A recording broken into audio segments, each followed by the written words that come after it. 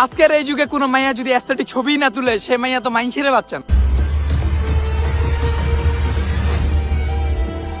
আসসালামু আলাইকুম। আজকের এই বৃষ্টির ঘটনা যদি কোনো ইসলামিক কান্ট্রিতে হইতো, তাহলে এতক্ষণে আমাদের শাহবাগীরা মিছিলে বের হয়ে যেত। বাংলাদেশ সহ পৃথিবীর বিভিন্ন দেশে যারা আইন প্রণয়ন করলো 18 বছরের নিচে বিবাহকে বাল্য বিবাহ, তারাই 18 বছরের উপরে একটা মেয়েকেও হাত দিয়ে ছুঁয়ে দেখেনি। বিষয়টা কিছুটা এমন হয়ে গেল না? পৃথিবীর সকল শেয়ালে চায় মুরগির স্বাধীনতা। ওহে নারী, আজকের এই ঘটনার পরে তুমি ভুলে যাও না, তোমাকে শুধুমাত্র রাস্তায় এই উলঙ্গ অবস্থা করার জন্যই এরা আইন প্রণয়ন করেছে, যাতে তারা নিজে ভোগ করতে পারে।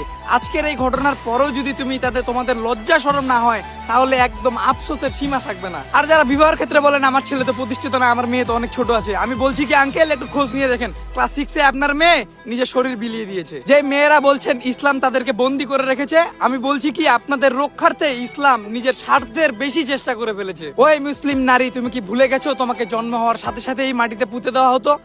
সেখান থেকে তোমাকে এত সম্মান, ইসলাম তোমাকে রানী বানিয়ে রেখেছে, আর তুমি সেই ইসলামে মডার্নের নামে ইসলাম তোমাকে বাঁধে রাখে এই ট্যাগ দিয়ে চলে গেলা। আপনারা জাস্ট একটা জিনিস ভাবেন, শুধু ধর্ষণই নয়, ধর্ষণ করার পরে তার মাংস খেয়ে ফেলা জিনিসটা কতটা স্বাভাবিক আপনাদের কাছে। ওহে প্রতিবাদী নারী, তুমি তো পার্শ্ববর্তী দেশে কিছু হলেই প্রতিবাদে নেমে পড়ো, যেখানে ইন্টারন্যাশনাল ভাবে পুরো বিশ্বের মধ্যে সবচেয়ে জঘন্যতম কাজ করেছে। দেখি তুমি কি করতে পারো। আর আমাদের মুসলিম নারীদেরকে নিয়ে কিছু বলার নাই আমার।